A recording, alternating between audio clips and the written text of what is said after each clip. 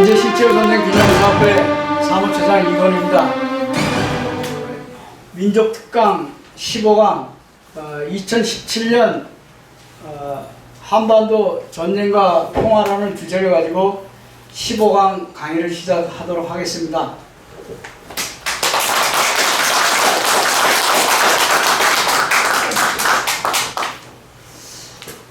지금 현재 우리 한반도를 중심으로 해서 전 세계 이목이 집중된 가운데 새로운 핵전쟁이 일어나지 않을까 초미의 관심을 갖고 있습니다.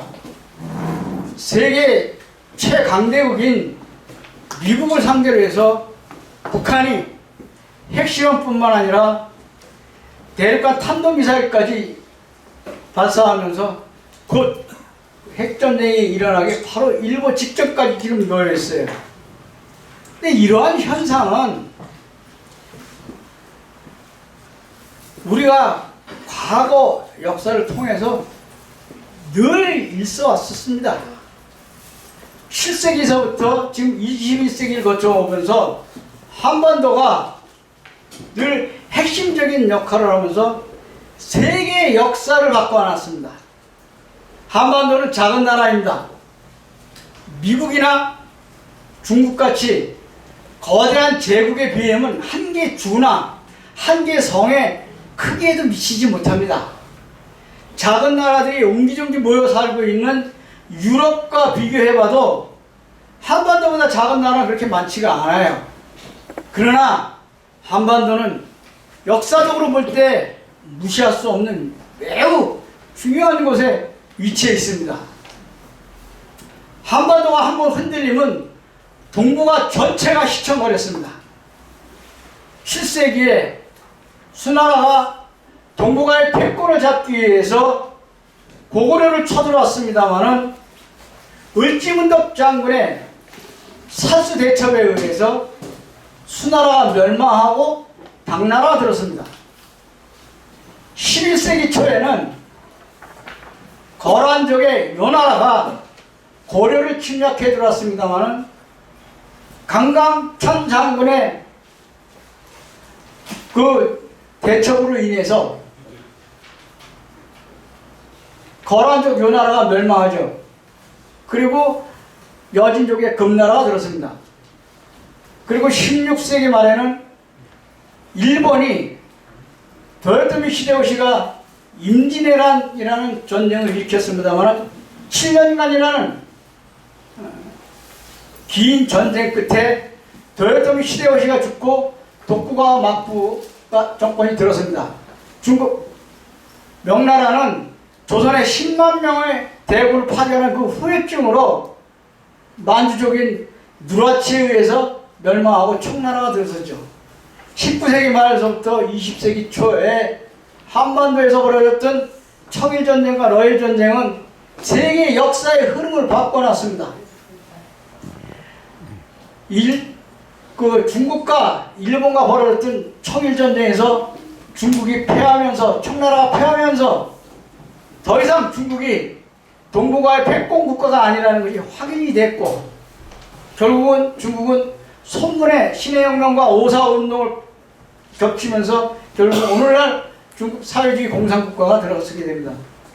일본은 또다시 한국의 패권을 지기 위해서 러일전쟁을 일으켰습니다만 러시아가 패배를 하면서 300년간 이어졌던 로마노프 왕조가 인류 최초로 노동자 선에 의해서 무너지고 볼셰비키 혁명에 의해서 소비에트 사회주의 공산국가가 들어서게 됩니다.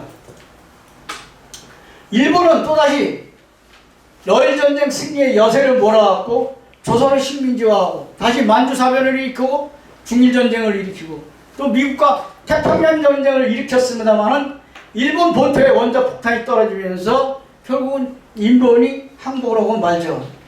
이와 같이 한반도는 동북아에서 엄청난 이 파장을 일으켰을 뿐만 아니라 때에 따라서는 멀리는 러시아, 태평양 지역까지 그 파장은 대단히 크게 울렸습니다. 비록 이러한 사건들이 자주 발생하진 않았습니다만은 한 번 일어났다 하면은 몇백 년간 이어졌던 세계 국제 질서의 근본을 흔들어 놨습니다. 제가 왜 이렇게 쭉 나열을 하냐면 그만큼 한반도가 역사적으로 매우 중요한 곳에 위치해 있기 때문입니다.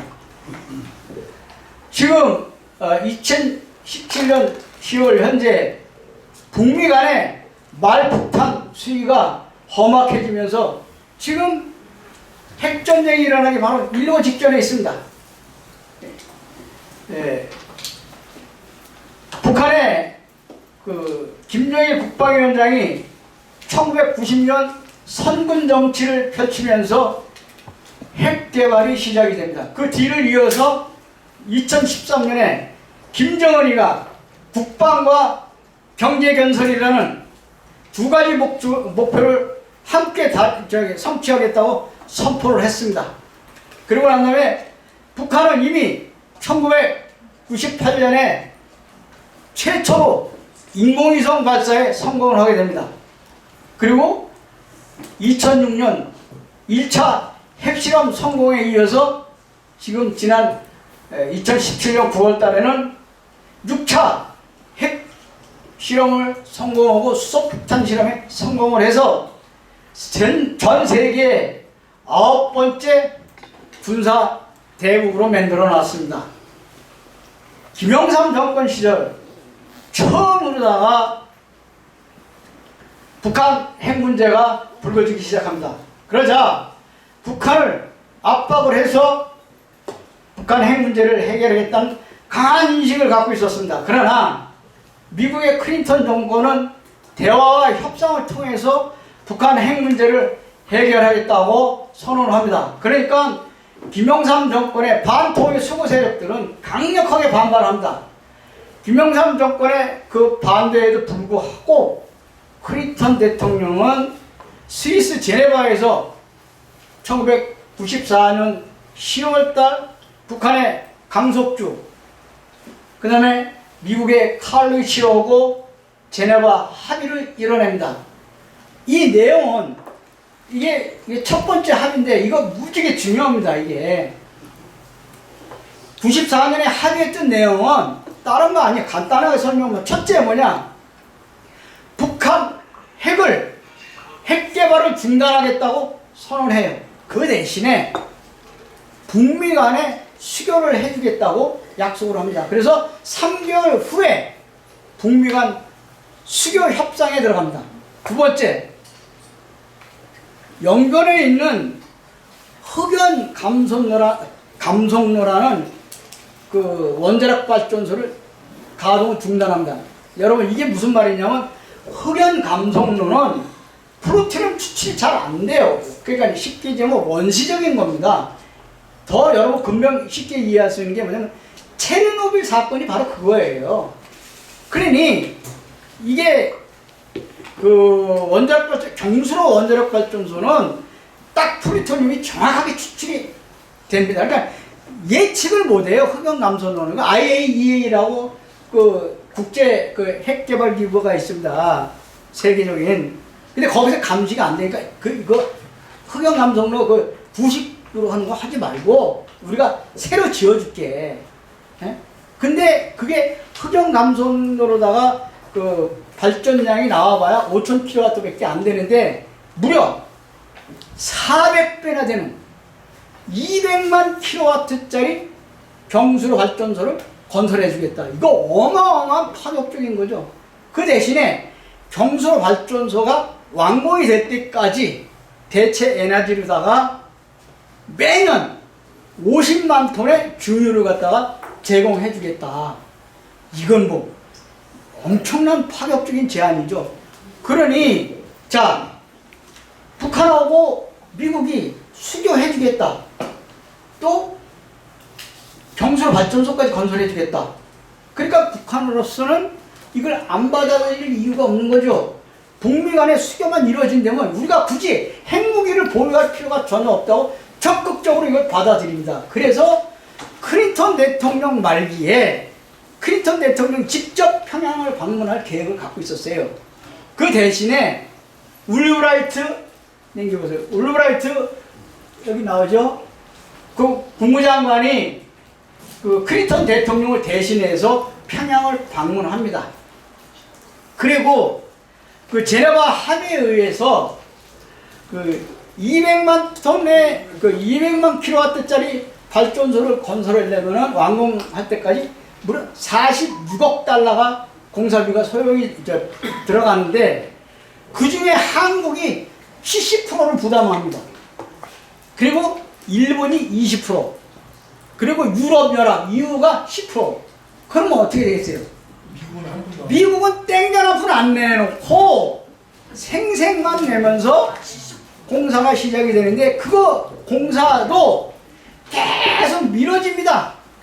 늦춰지고 또 늦춰지고 늦춰지다가 2003년에 와서 전체 공정률 약 30% 공정률이 됐을 때에 느닷없이 경수로 발전소 공사를 중단시키겠다.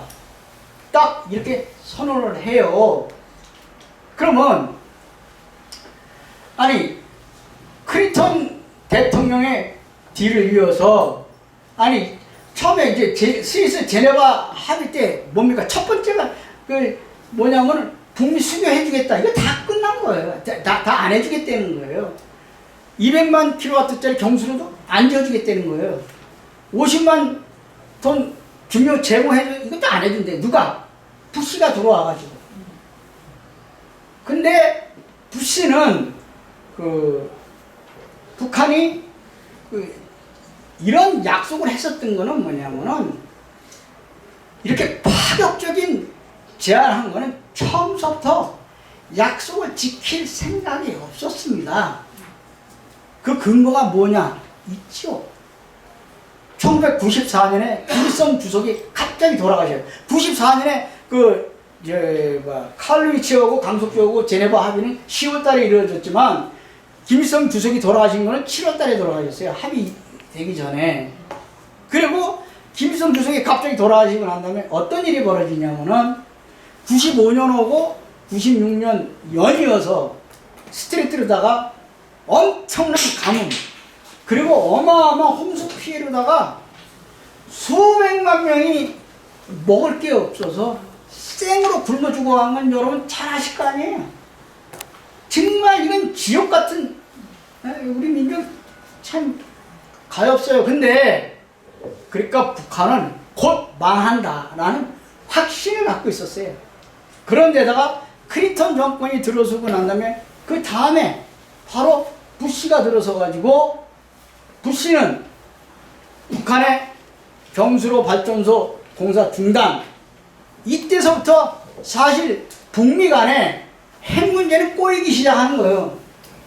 그리고 부시는 동북아에서 북한의 핵 문제를 계속 연결고리를 해서 동북아의 그 헤게모니를 더욱더 공고하게 지키기 위해서 언제든지 북한을 갖다가 핵 공격하겠다고 계속 압박을 가합니다. 이때 김대중 대통령께서 한반도 평화를 위해서 한반도 문제는 남북 간의 문제이기 때문에 이건 우리 스스로 해결하겠다고 하고 대단하게 조국 분단 이후 최초로다가 2000년 6.15 공동선언을 딱 발표해버립니다. 그러니까 부시가 김대중 대통령 딱 앞에다 놓고 디스맨이라고 했고 면전에다 놓고 면박을 줍니다. 예? 그리고 2007년에 노무현 대통령이 7.4 공동선언 선언 10월 4일이죠. 14 선언하기 하루 전날 10월 3일날 베이징 6자 합의가 이루어져요. 예? 그리고 그 내용이 무지개 중요합니다. 그 합의 내용은 한국 전쟁을 정식적으로 중단한다는 선언을 휴전협정에 조인했던 서명했던 당사국 3개국이 협의한다 이렇게 돼 있어요. 한반도에서 최초로다가 이제 전쟁 끝난 지가 60년이 넘었는데 이제 처음 그게 바로 베이징 육자회담입니다. 이게 무지하게 중요한 거예요. 그때 처음으로다가 한반도에서 전쟁 이제 안 해. 그 대신에 그 서명했던 사람들이 합의를 해라. 그러면은 이건 곧 뭐냐면 평화협정으로다가 넘어가는 첫 번째 단계입니다. 그래서 북한하고 미국하고 수교를 하려면은 반드시 평화협정을 거쳐야 돼요. 그래, 그만큼 평화협정이 매우 중요합니다. 그래서 북한은 스스로 2008년에 영변 원자로 냉각탑을 스스로 폭파해버리고 우리는 국제사회에다가 선언합니다. 앞으로 핵 개발 안 한다. 핵무기 안 만든다고 세계 언론이 있는 데서 이거 다 폭파해버린단 말이에요. 그리고 그럼 폭파했으면 어떻게 되겠? 우리 전쟁하지 말자고 평화협정 맺어주라고 미국에다 요구를 했는데 미국은 이것을 약속을 파기시켜버립니다. 그리고 한국전쟁 당시에 휴전협정에 서명했던 당사국은 북한의 김일성, 유엔 존 클라크, 중국의 팽도키 이 3자 이름으로다가 1953년 7월 휴전협정에 서명을 했는데 한국이 거기서 빠진 이유가 뭐냐 하면은 한국전쟁 당시에 이승만이가 한국의 군사작전권을 갖다가 미군 사령관한테 넘겼기 때문에 한국을 대신해서 유엔군 사령관이 휴전협정에 서명을 한 겁니다. 자, 평화협정을 체결하는 것은 곧 북한 핵 문제를 해결하는 것입니다. 이것은 94년 제네바에서도 합의가 이루어졌고 2005년 베이징 육자회담에서 9.19 공동선언에 나왔던 내용입니다.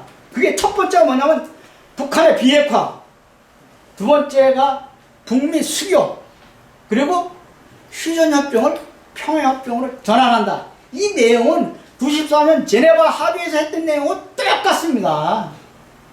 그런데 2005년 베이징 9.19 공동선언이 나오자 전 세계 언론에서 한반도 비핵화뿐만 아니라 평화체제가 구축될 수 있다는 가장 모범적인 로드맵이라고 극찬을 합니다. 그런데 그 합의가 이루어진 지 딱 하루 만에 9.19 합의 일어난 지 딱 하루 만에 미국이 이걸 깨버려요. 그 이유가 있으니까요. 그 이유는 단지 마카오에 있는, 여러분 이거 많이 봤을 거예요, 이 사진. 마카오에 있는 델타뱅커 아시아은행에 입금되어 있는 북한 돈 2,500만 달러가 위조지표로 만든 그 돈, 이게 돈 세탁을 해서 입금시킨 돈이기 때문에 이 돈 인출을 갖다 금지를 시킵니다. 만약에 미국이 마카오에 있는 이 델타뱅크 은행이 북한에다가 돈을 갖다가 인출해줬을 경우에는 미국하고 델타은행하고 은행 거래를 딱 중단시키겠다니까 꼼짝없이 얘네들도 못 주는 거 아니에요. 그래서 어쨌든 북한이 엄청나게 강력하게 항의를 하죠. 미국에 대한 그 불신이라는 건 이름 말할 수도 없는 거 아닙니까? 아니 어저께 한 약속을 갖다 하루 만에 탁 깨버려? 그러면 앞으로 뭘 얘기하겠어? 미국하고 무슨 얘기를 하겠냐? 미국이 이렇게 약속을 안 지키는데 아까 말씀드린 대로 제네바 합의도 깨. 그러니까 결국은 그 다음에 바로 1년도 안 돼갖고 제1차 핵실험을 해버립니다. 여러분 잘 들으세요. 북한이 1차 핵실험을 했을 때에 남한의 반응이 어땠습니까? 조선일보를 비롯해갖고 자유한국당에 있는 이 반포의 수구 세력들은 북한의 1차 핵실험, 최초로 1차 핵실험이 김대중 노무현 정권이 북한에다 퍼주기를 해서 그 돈을 가지고 핵실험을 했다고 말도 안 되는 어거지 주장을 한단 말입니다. 그런데 북한은 말이죠, 남한에서 돈 지원해주지 않아도 얼마든지 달러를 모아낼 수 있는 능력이 있는 사람들입니다. 예? 북한은 제3세계하고 무기 거래를 통해 갖고 1년에 10억 달러씩 벌어들인다는 것이 미국에서 공식적으로 인정한 거예요. 예? 여기 나와 있어요. 북한은 아프리카하고 중동 아랍 국가들하고 무기 제조 기술이라든가 무기 거래를 통해서 거기서 나오는 자금을 가지고 핵 개발하고 미사일 발사하는 비용으로 썼어요. 자, 남한에서 북한에다 지원해줬다고 한 돈이라고 해봐야 금강산 관광 비용하고 개성공단 인건비인데 그 다 합해도 1억 달러도 안 돼요. 예? 그걸 가지고 2005년에 9.19 합의, 베이징 합의가 일어난 지 딱 하루 만에 이걸 깨버리니까 그 다음에 이게 사고가 나기 시작하는 거예요. 왜? 북한은 이제 감시의 눈초리가 없어졌어. 안심하고 마음 놓고 핵 개발하고 장거리 미사일 개발하는데 기술력을 최대한 끌어올립니다. 도무지 보니까 감시 감독이 안 되잖아요. 그 근거가 뭐냐 하면은 이명박 박근혜 정권 9년 동안 무려 5차례 5차 핵실험까지 성공하잖아요. 예? 그리고 여기 나왔어요. 미 국방부 장관도 북한은 우리가 이전에 알지도 못했던 그런 엄청난 기술력을 갖고 있다고 미 국방부 장관이 얘기를 한 거예요. 이건. 그러니까 북한은 8월 7월 4일 미국 독립기념일을 갖다 딱 맞춰서 가장 미국의 독립기념일은 우리나라 8.15하고 똑같잖아요. 그 잔칫날 미국 본토까지 날아갈 수 있는 대륙간 탄도미사일 ICBM이라고 그러죠. 이거 성공을 합니다.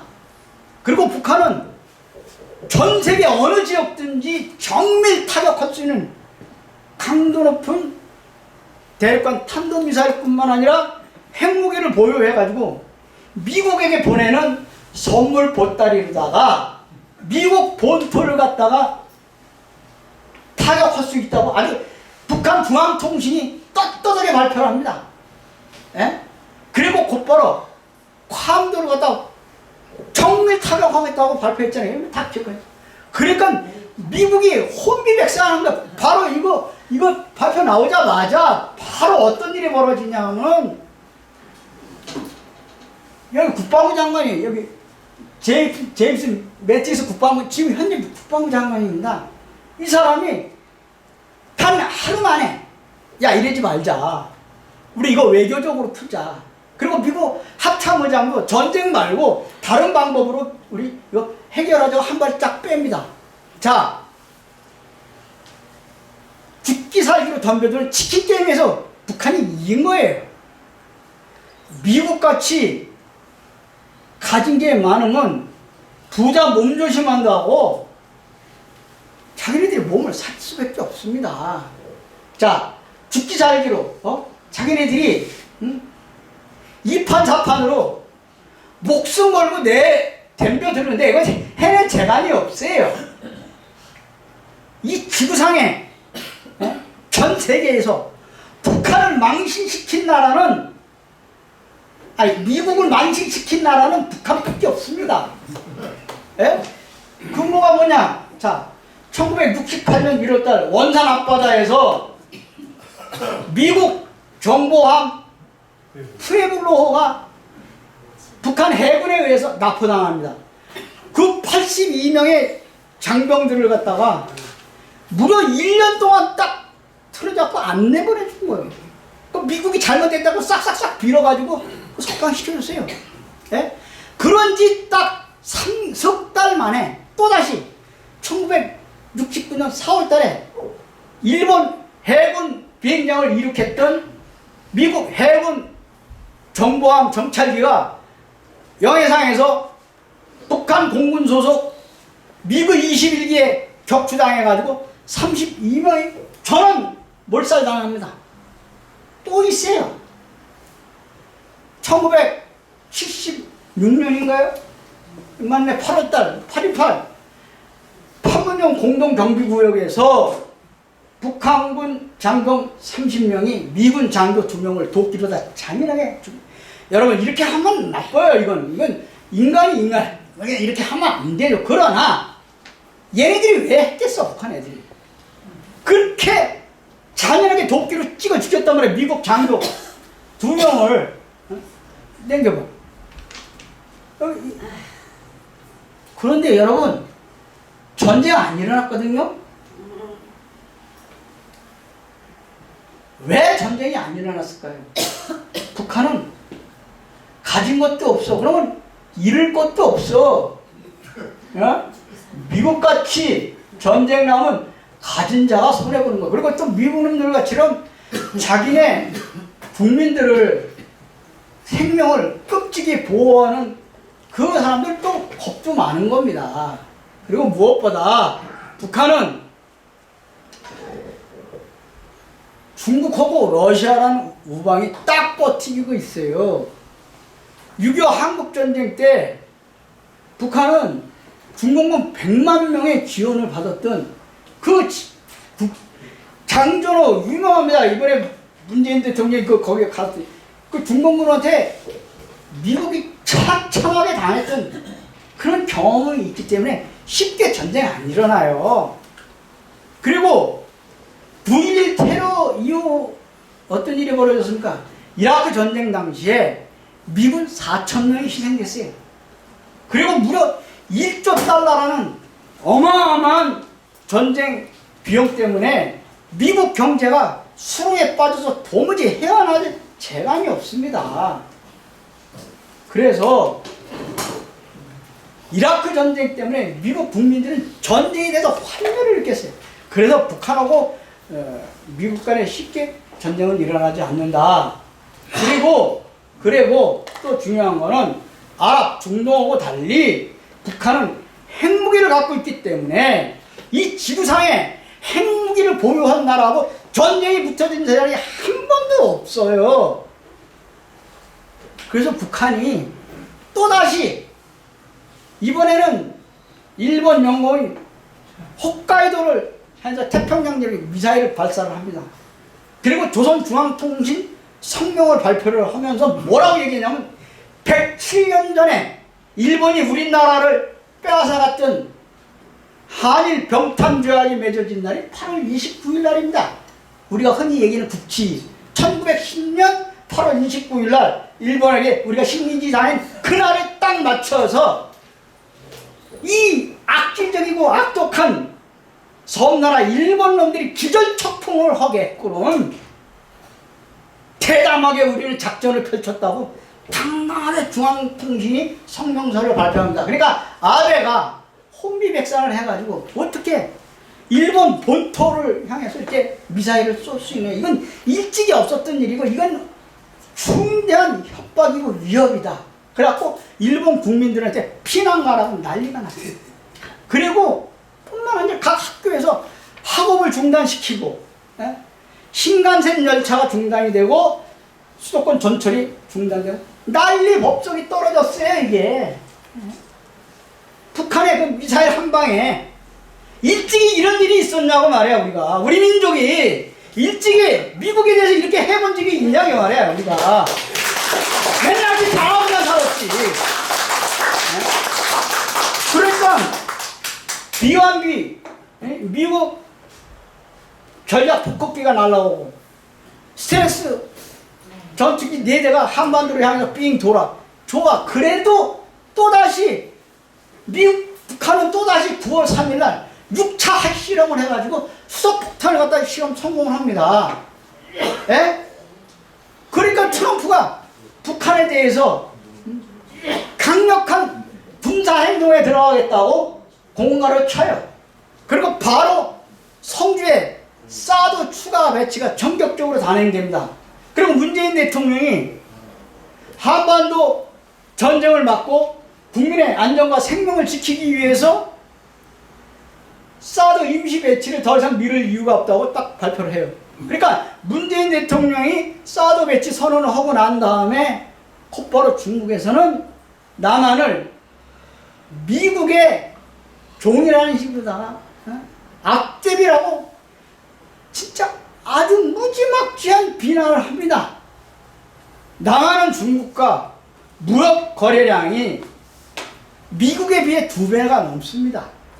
우리 나가는 무역으로 해서 먹고 사는데 중국과 무역 교역량이 거기서 얻어지는 중국하고 무역해서 얻어지는 이익금이 무려 90%를 차지한단 말이에요. 근데 중국이 그걸 가만히 있겠냐고. 팔팔 뛰면서 경제 보복 조치 지금 롯데고 막 철수하잖아요 지금. 중국이 가만히 있겠어요?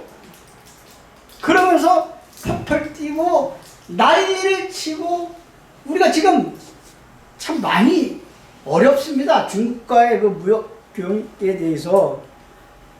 그럼에도 불구하고 문재인 대통령이 또다시 러시아를 방문해가지고 푸틴 대통령한테 북한에 대해서 원유 공급을 중단시켜달라고 딱 이렇게 얘기를 하니까 야 이거 푸틴이 기가 막힌 말을 합니다. 뭐라고 얘기했는지 아십니까? 북한은 풀을 뜯어먹어도 체제 보장을 안정을 지키기 위해서 핵무기 개발은 포기하지 않을 것이라고 이렇게 얘기를 했어요. 사실이에요. 그러면서 북한은 95년하고 96년도에 홍수고 가뭄 피해를 수백만 명이 먹을 게 없어갖고 그야말로 고난의 그 혹독한 경험을 했던 사람이다. 그러니까 문재인 대통령이 그 다음날 바로 아베 총리하고 만나고 한일 간 정상회담을 하면서 북한에 대한 원유 공급 중단을 포함해서 유엔 대북 안보리 결의안에 대해서 공동 대처한다고 합의문을 발표를 합니다. 자, 여러분.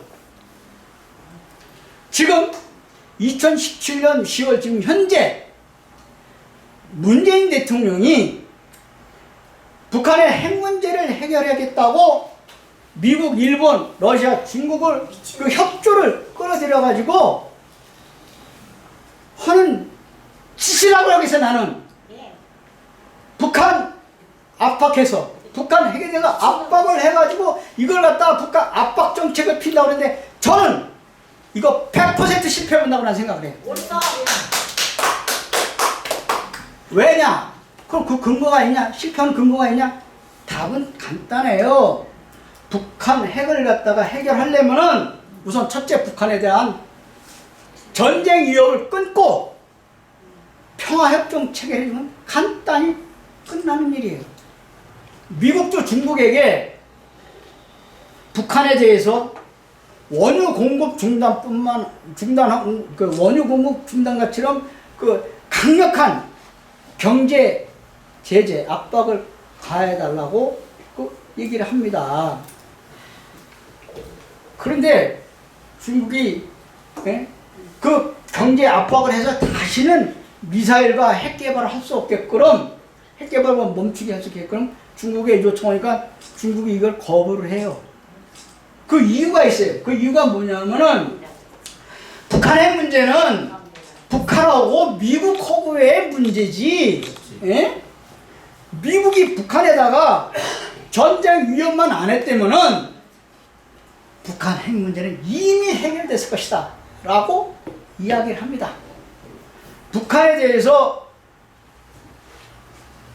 체제를 보장하고 평화협정 체계를 해서 북한 핵 문제를 풀어야지 어쩌자고 중국에게 경제 제재를 가해갖고 중국을 통해서 핵 문제를 풀려고 하느냐. 이건 이치에 맞지도 않고 이건 상식적으로 맞지 않는 일이라고 했어요. 늘상 얘기하잖아요. 중국 시진핑이.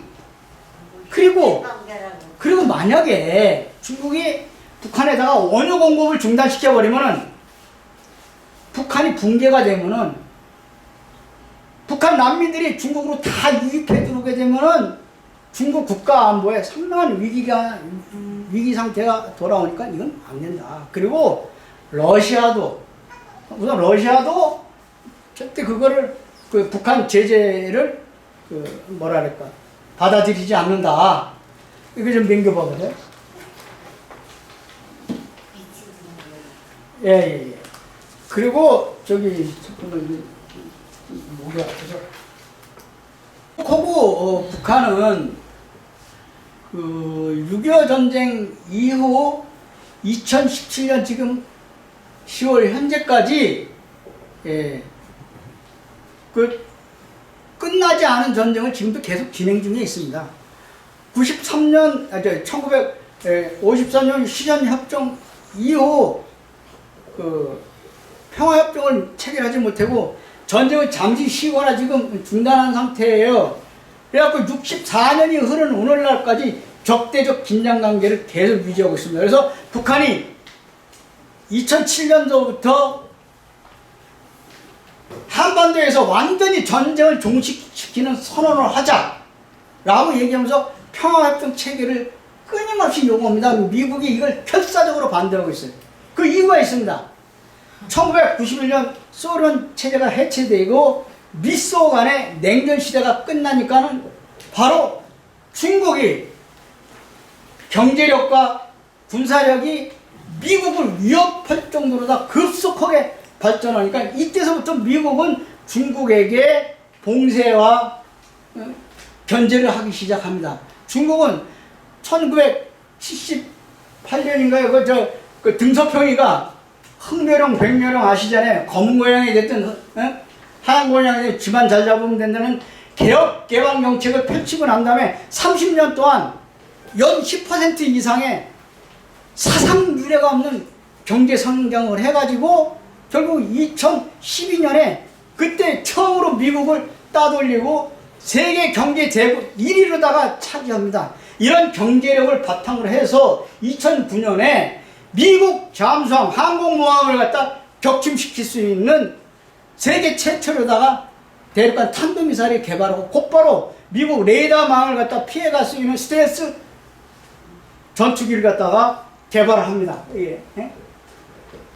이런 상황에서 이렇게 되니까 그 미국이 중국을 갖다 견제하기 위해서 봉쇄하기 위해서 남한에 주둔해 있는 이사단, 여러분 이사단이 어떻게 되냐면 여기에 그 인디안 수장 마크 달리고 이사단이 의정부 동두천에 주둔해 있는 걸 갖다가 어디로 빼냐면 평택으로 뺍니다.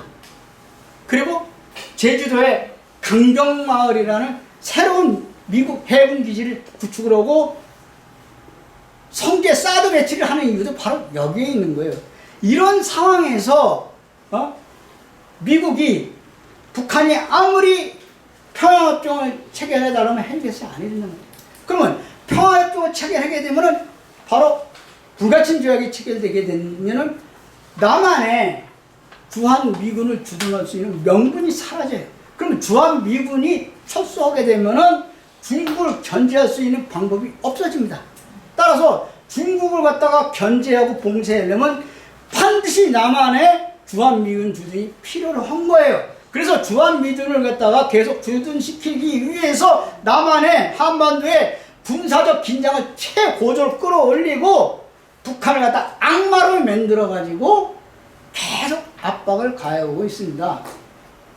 그래서 미국한테 주한미군 니네들 철수하라고 등 떠밀어도 절대 철수 못합니다. 그래서 이유를 아셔야 돼요.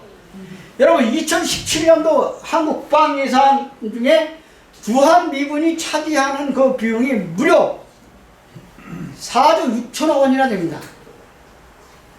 그리고 이거는 미군이 그 탄약, 그 부지 같은 건 이건 그 부대 비용은 이건 빠져 있는 거. 만약에 그까지 다 포함한다 그러면 우리가 부담해야 할 방위비 분담금은 무려 77%를 세계 최고입니다. 그리고 평택 그 미군 기지 이전 비용이 무려 16조 원이나 돼요. 그리고 91년부터 지금까지 미국에게 우리가 지급했던 방위비 분담금이 13조 원이나 됩니다. 그래서 제가 말씀드리는 거는 이제 우리가 주한미군 주둔 비용으로다 그동안 비용했던 것을 거꾸로 우리가 여차까지 미국에 이제 줬던 돈을 갖다가 방위비 분담금은 우리가 받고 그리고 미군을 주둔시켜야 된다. 나는 그렇게 생각하는 거예요. 예? 이거 절대 어거진 논리 아닙니다. 자, 지금 트럼프가 2016년 5월 달에 그 대통령 후보 시절에 뭐라고 그랬냐면은 김정은이하고 대화할 수 있다. 김정은이가 만약에 미국에 온다면 테이블에 앉아놓고 햄버거를 먹으면서 협상할 수 있다. 라고 발언을 하니까 북한에서 즉각 반응이 나왔습니다. 뭐라고 나왔냐면 트럼프는 막말이나 하는 무식한 정치인이 아니다. 선견지명이 있고 훌륭한 대통령 후보감이라고 아주 높이 평가를 했어요. 그런데 그 말이 나오자마자 금년이죠. 1월달에 2017년 1월달에 트럼프가 대통령에 들어서자마자 곧바로 북한에 대한 압박, 제재 공격하겠다고 딜이 나오고 심지어는 김정은이의 목을 베겠다고 참수작전을 포함해서 여러분 가디언 그 을지 가디언 훈련 독수리 훈련 그 다음에 또 있어요. 아주 리저브 훈련 같은 건 한미 합동 군사 훈련을 갖다가 실시를 하고 북한을 갖다 억제하고 있습니다. 금방 끝낼게요. 자꾸 시간 보시면 내가 부담 가서 못 합니다. 하십시오. 끝내려면 지금 끝낼게요. 아니요. 그러니까 내가 바로 끝낼게요. 그러니까 북한에다 이렇게 압박을 가하는데 북한이 할 수 있는 방법은 뭡니까? 선택의 여지가 없어요. 핵개발 외에는. 그잖아요? 북한에게 아무리 전쟁 위협을 가하면 가할수록 북한은 더욱더 고도로 발달된 핵무기를 개발하고 있단 말입니다. 미국이 먼저 북한에게 너 핵 다 포기해. 그럼 뭐든지 다 들어줄게. 하고 유혹을 하지만은 북한은 절대 미국에 대해서 신뢰를 하지 않아요. 그게 뭐냐면 이라크에서 경험을 했기 때문에 이라크 여러분 잘 기억해보세요. 이라크 사태라는 것은 딴 게 아닌가. 이라크에 사담 후세인이 거기 생화학 무기가 없다는 거 뻔히 알아요. 미국도. 자기네들도 생화학 무기가 없는 거 알면서 니네들 생화학 무기가 있지. 나 없거든요. 있지 이 자식아. 니네들 공격할 거야. 그러니까 사담 후세인이 이라크가 좋다. 그러면 유엔에서 내가 사찰을 받겠다. 그래가지고 유엔이 들어가고 샅샅이 뒤졌어요. 그러니까 진짜 생화학 무기 하나도 없어. 그러니까 미국이 안심하고 그냥 박살을 낸 거 아닙니까? 이라크를. 이렇게 나쁜 새끼들이에요. 그리고 결국은 사담 후세인을 갖다가 그냥 저렇게 처참하게 죽였는데 북한이 속아 안 속아 이제는. 그래서 자기네들 생존을 위해서 살기 위해서 핵 개발을 할 수밖에 없어요. 그리고 북한은요 남한같이 외국 군대가 주둔해 있지 않습니다. 예? 남한은 한미 합동 군사훈련을 1년에 10차례 이상씩 해요. 이거 올려봐요. 여러분 이거 아니 10차례 이게 여기 나오네. 여러분 한번 생각해봐. 북한을 갖다가 죽이려고 공격하려고 10번 이상 합동 군사훈련 한다면 1년 내내 하는 거예요. 그 사람 배견하겠습니까? 그렇지 않아요. 그러니까 항상 북한 애들은 긴장 속에서 하는 거란 말이에요. 네? 이걸 알아야지. 그런데 북한은 러시아나 중국하고 같이 합동 군사훈련 단 한 번도 안 했단 말이에요. 예? 그리고 예. 그 북한의 그 국방 예산은 남한의 10분의 1도 안 돼요. 미국의 100분의 1도 안 되는데 재래식 무기 갖고는 도저히 경쟁을 할 수가 없으니까 북한에다가 체제 인정해달라고 해서 핵무기 개발을 한 겁니다. 예? 그러니 이제 그 북한이 그 핵을 포기하려면 상당한 반대급부를 보장해주지 않으면 안 됩니다. 트럼프가 북한에 대해서 아무리 전쟁 위협을 가해도 씨알도 안 먹혀 들어가요. 북한은 아주 특별한 DNA를 갖고 있어가지고 압박을 가하면 가할수록 더욱더 강력하게 저항을 하고 있습니다. 네? 그러니까 저는 여러분께 말씀드리고 싶은 거는 이제 북한이 그 핵을 포기하게 하기 위해서라면 평화협정을 맺어야 되고, 자꾸만 제가 이게 지금 이제 5분밖에 안 남았는데, 지금 난 여러분들한테 집중력이 너무 좋으시니까 내가 다 얘기해주고 싶어요. 예? 근데 우선 자 봅시다. 이제 끝낼게요.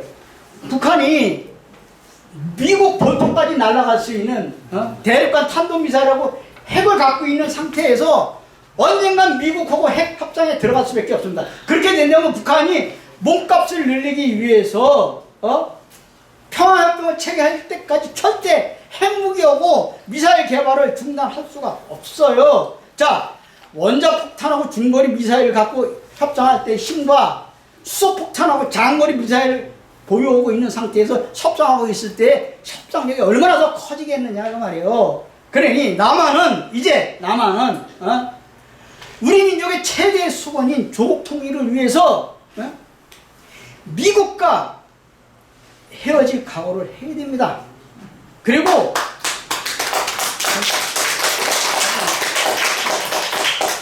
나는 전제 조건이 뭐냐면 우리 조국의 통일을 위해서라면은 미국과 헤어질 각오도 되어 있고, 그래서 한미 동맹을 깨고 주한 미군을 철수시킬 수 있는 그런 각오를 해야 된다고 말이에요. 북한은 어차피 우리와 함께 살아갈 같은 동포이기 때문에 민족적 사고를 갖고 통일 문제를 진지하게 한번 고민해 봐야 된다고 말이에요. 예? 지금 중국하고 미국 간에, 북미 간에 패권 경쟁에서 우리가 동북아의 균형자 역할을 하면서 우리 민족의 최대 수건인 조국 통일을 위해서 균형 외교를 펼쳐야 된다고 말해요. 제 얘기는. 예? 여러분, 국제관계에서 영원한 우방도 없고 영원한 적도 없습니다. 어저께 적이 오늘의 친구가 되는 게 국제사회의 냉엄한 현실입니다. 따라서 남한은 북한과 협력하고 협조해서 우리 민족의 수건인 조국 통일을 위해서 중국과 그 시장이 크잖아요.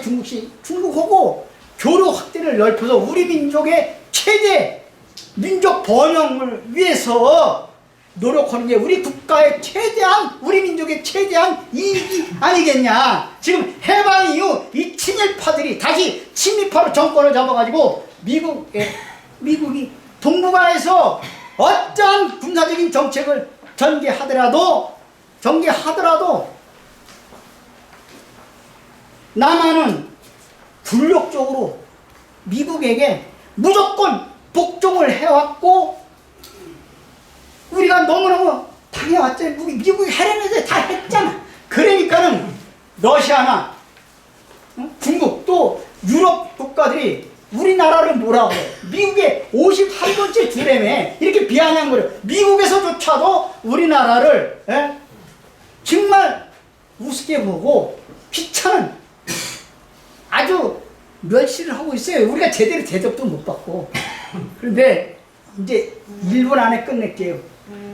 마지막은 뭐냐면 문재인 대통령이 지난번에 2017년 금년 7월 달이죠. 독일에 가서 연설을 통해서 한반도 평화 구축을 위해서 자기가 담대하게라는 표현을 담대하게 진행해 나갈 것이다. 그리고 처음으로 평화협정 체계에 대해서 발언했습니다. 문재인 대통령이 평화협정이란 발언한 건 획기적입니다. 그런데